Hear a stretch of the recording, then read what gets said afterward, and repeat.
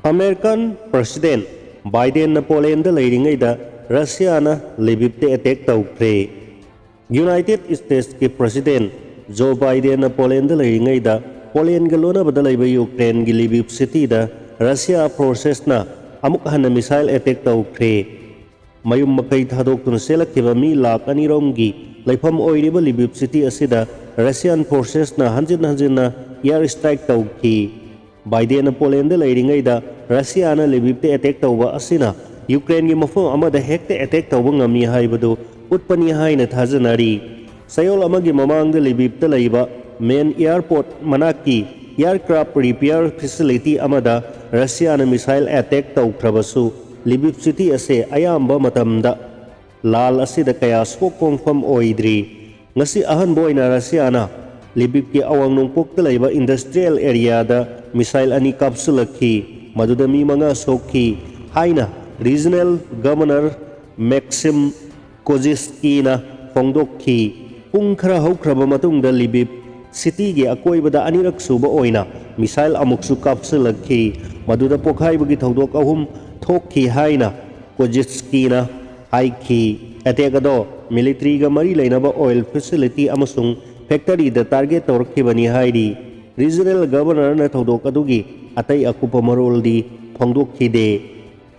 Japan ga ungkhanaba ithat manakta Russia na military drill tawgadauri. Ukraine da landabagi mayokta Japan Russia gi mathakta sanction kaya thamjinkhibadagi Russia na PAT negotiation dagi withdraw tawkraba matungda Japan ga kanna ungkhanaba ithat singi manakta Russian military gi drill pangthoklagani airi. Russia na Southern Kurila China kauba aduga Japan adi Northern Territory hairiba ithat mari ase haukiba sahi humudra asen basida laibak ani sigi marakta munaduna lakkibani. Masigi yanaba sina maram oiduna prithvi gi ani subalanjau gi matungda Russia amasung Japan gi marakta peace treaty sign tawnadri. Ukraine da landabagi mayokta Japan na Russia gi mathakta akan bakhongthang lokhatkiba maramna Russia na sayolosigi angan basarukta masigi peace treaty sign tawnana bagi wari sanaba adudagi withdraw tawki.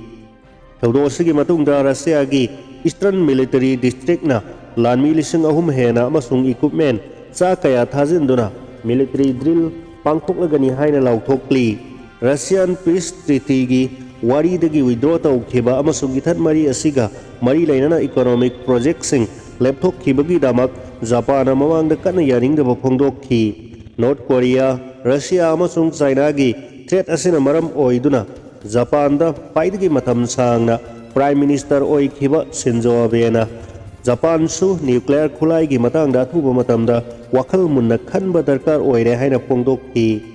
Russia na Ukraine da landaba haukibaga mapasana na Abe na wafum ase phongdorakkibani. Lisim samapal humbudra mathoidagi hauna Japan gi loda nuclear khulai thamba yaroi haina pen tawki adubu masigi matangna wakhal tawduna debate tawsi haina aiba haurakliba ase Shinzo Abe matomta oidri.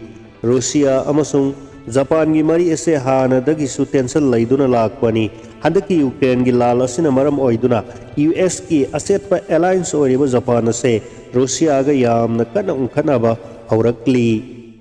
Atopa paw amada President Putin na Ukraine bu Korea gi maongda haidoklaga thamlaba yai. Russian President Vladimir Putin na Ukraine kudum chansileba lam makhai punsilaga maning makha tamba leibak amagum thamduna Korea gi phibamda tahananaba honarakpa yai haina Ukraine gi Defense Ministry gi Chief Intelligence Directorate ki makokna phongdokkre. Ukraine gi capital Kyiv yausilakpa among Ukraine gi sarkar inthuba ngamdraba matungda Putin na mahakki khwaidagi maru oiba operational maikai ase hongkhre. Haujing mahakki miyeng ase Ukraine gi kha amasung nongpokta thamli. Mahana Ukraine bu Korea gi phibamda khaidoknaba wakhal tawramba yai haina Directorate ki Chief Kirilo Budanov na phongdokhiba wafam ama Ukraine sika Prabhatana report tawki. Putin na Ukraine bu pulap yotsin mangamdre maramaduna North amasung South Korea gi maongda khaidoknaba honaraba yai. Russia na makhoi gi khudum chalaba lamdam singbu amato oina punsilaba yai. Ukraine gi sarkar gi thongmanaba ama lingkhatnaba amasung ꯏꯔꯤꯕꯤꯅꯤꯌꯥ ꯌꯨꯀ꯭ꯔꯦꯟꯒꯤ ꯁꯦꯜ reject ꯇꯧꯅꯕ ꯃꯤꯁꯤꯡꯗ ꯅꯝꯐꯨ ꯇꯧꯔꯤ꯫ ꯔꯁꯤꯌꯥꯅ ꯌꯨꯀ꯭ꯔꯦꯟꯒꯤ ꯅꯣꯡꯄꯣꯛꯀ ꯀ꯭ꯔꯤꯃꯤꯌꯥ ꯂꯝꯗꯝꯗ ꯀꯪꯐꯥꯜꯒꯤ ꯂꯝꯕꯤꯅ ꯐꯥꯎꯅꯍꯟꯅꯕ ꯍꯣꯠꯅꯔꯛꯄ ꯌꯥꯏ, ꯑꯗꯨꯕꯨ ꯃꯈꯣꯏꯅ ꯃꯗꯨ ꯇꯧꯅꯕ ꯃꯥꯔꯤꯎꯄꯣꯜ ꯁꯤꯇꯤ ꯈꯨꯗꯨꯝ ꯆꯟꯅꯅꯕ ꯍꯣꯠꯅꯕꯗ ꯁꯤꯇꯤ ꯑꯁꯤ ꯇꯨ ꯍꯥꯏꯕ ꯌꯥꯗ꯭ꯔꯤ꯫ ꯁꯤꯇꯤ ꯑꯁꯤꯅ ꯔꯁꯤꯌꯥꯟ ꯐꯣꯔꯁꯦꯁ ꯉꯥꯛꯊꯣꯛꯂꯤ ꯍꯥꯏꯅ ꯃꯍꯥꯛꯅ ꯍꯥꯏꯈꯤ꯫